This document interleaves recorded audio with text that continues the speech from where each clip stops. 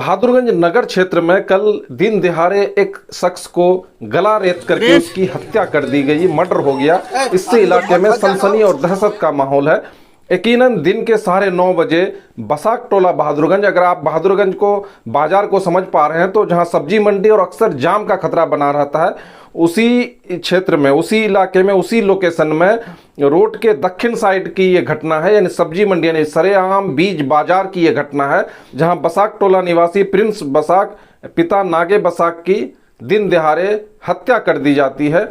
घटना कैसे घटित हुआ और क्या ऐसे हालात हुए जहां दिन दिहाड़े ऐसी घटना घटित होने में कामयाब रही, क्या वजह रहा होगा, थाना अध्यक्ष का क्या कहना है और इलाके में क्या माहौल है और सच्चाई क्या है और किस हथियार से उसकी हत्या की गई, आइए जानने की कोशिश करते हैं। आइए समझने और जानने की कोशिश करते हैं कि क्या ऐसे हालात हुए जो इस घटना को अंजाम दिया गया, इसकी पृष्ठभूमि कब तैयार हुई और क्यों ऐसे हालात हुए जो एक शख्स को गला रेत करके उसकी हत्या कर दी गई। उन हालातों को समझने के लिए बने रहिए फौजी व्लॉग के साथ। जय हिंद दोस्तों, मैं नाम फौजी। घटना 4 अक्टूबर की है, दिन बुधवार, और वक्त भी है 9 साढ़े 9 बजे के बीच। बहादुरगंज नगर क्षेत्र के वार्ड नंबर 9 की यह घटना है, जो बहादुरगंज थाना क्षेत्र के बहादुरगंज नगर में ही पड़ता है। तो ऐसे में ये घटना जो घटित हुई है, मामला है कि प्रिंस बसाक की हत्या हुई है। वहीं उसके ससुर महावीर बसाक और प्रिंस बसाक के बीच सवेरे सवेरे से कहा सुनी और झगड़े की फसाद और विवाद तैयार हुई। ये घटना पहली बार नहीं हुई थी, इससे पहले भी इस तरह की घटनाएं होते रहती थी। मृतक प्रिंस बसाक, जिसकी उम्र 30 साल बताई जा रही है, उसने शायद ही ऐसा कोई कुकर्म नहीं हुई थी किया होगा जिससे समाज को शर्मिंदा नहीं होना पड़े। तो ऐसे में ससुर और दामाद यानी महावीर बसाक और प्रिंस बसाक के बीच अक्सर झगड़े और फसाद होते रहते थे, क्योंकि वो बहुत सारे कुकर्मों में संलिप्त था। प्रिंस बसाक मृतक की मैं बात कर रहा हूँ, लोग उल्टे सीधे काम हो इसमें संलिप्त रहना प्रिंस बसाक का मशगला बन चुका था।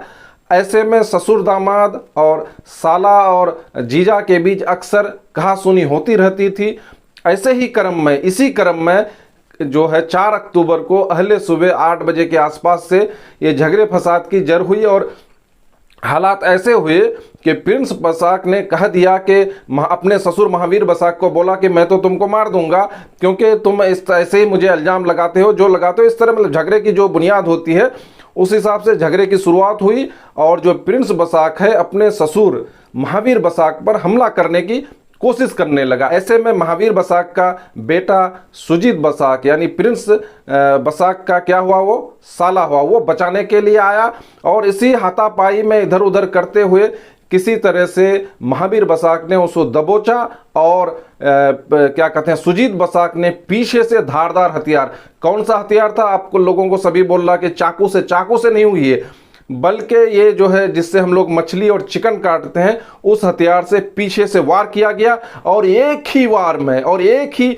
झटके में प्रिंस बसाक जमीन पर गिर पड़ा, तड़पने लगा और थोड़ी बहुत सांसें चल ही रही थी। ये तो थोड़ा जिंदा रहेगा शायद, तो जो बाकी और जो भी उसकी सांसें चलनी थी उसको भी किसी तरह उसको खत्म कर दिया गया। यानी कहने का मतलब ये है कि धारदार हथियार के बाद जो जमीन पे गिर पड़ा और सांसें चल रही थी, बचने के कुछ चांसेस हो सकते थे, तो ऐसी कोई भी उम्मीद नहीं बाकी रखी गई महावीर बसाक और सुजीत बसाक के द्वारा जिससे उसकी जान बचे।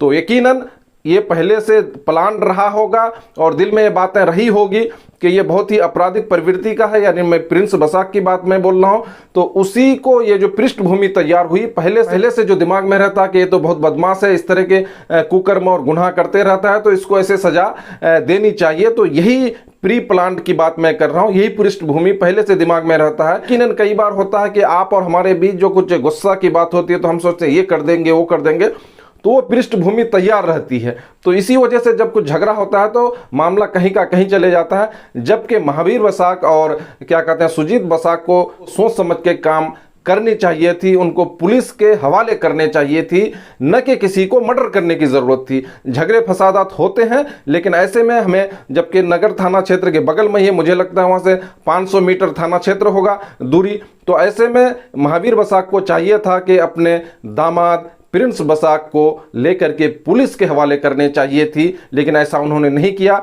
और ये घटिया षड्यंत्र रच करके प्रिंस बसाक की हत्या कर दी। हत्या के तुरंत बाद ही सुजीत बसाक ने अपने आप को बहादुरगंज थाना के हवाले कर दिया। यानी 10 मिनट के अंदर वो दौड़ करके गया होगा और अपने आप को थाना अध्यक्ष के सामने बोल दिया कि मैंने एक ऐसी घटना कर दी, मर्डर कर दिया है। तो थाना में उसे थाना अध्यक्ष ने गिरफ्तार कर लिया और गिरफ्तार करके तुरंत ही उसे किशनगंज यानी जिला भेज दिया। और जिला भेजने के बाद फिर त्वरित तौर पर पुलिस घटनास्थल पर पहुंची और मृतक को, मर चुका था, कोई डाउट नहीं होनी चाहिए, मृतक को पोस्टमार्टम के लिए सदर अस्पताल किशनगंज भेज दिया गया। अभी तक प्राप्त सूचना के अनुसार सुजीत की मां यानी मां बेटे दोनों को गिरफ्तार कर लिया गया है। सुजीत तो पहले ही स्वतः खुद को हैंडओवर कर दिया था, उसके बाद उसकी मां को भी।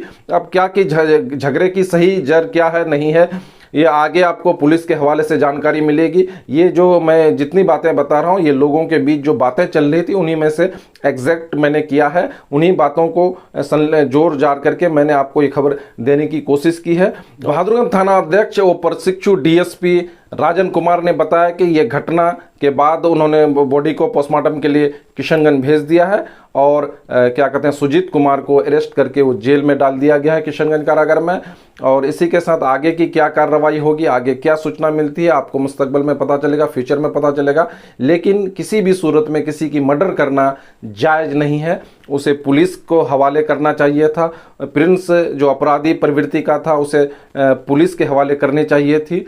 किसी भी सूरत में किसी की मर्डर करना सही बात नहीं है। जहां पर भी अपराधी प्रवृत्ति के लोग हैं उन्हें यकीनन आईपीसी की विभिन्न धाराओं के तहत और कानून के तहत उन्हें पुलिस के हवाले करनी चाहिए और लोगों को समझाने की ज़रूरत है कि ऐसी प्रवृत्ति के लोगों को पुलिस के हवाले करें। जनता दरबार लगता है वहाँ हल करने की कोशिश करें, समाज के लोग हैं उनके द्वारा हल करें, लेकिन किसी भी सूरत में किसी को मारना सही नहीं है, गलत है। आपको क्या लगता है इस घटना में किसकी गलती रही होगी, या जो जिस तरह की सूचनाएं मिल रही वो सही है कि पहले से विवाद रहा होगा, क्या रहा होगा, कमेंट सेक्शन में बिल्कुल लिखें।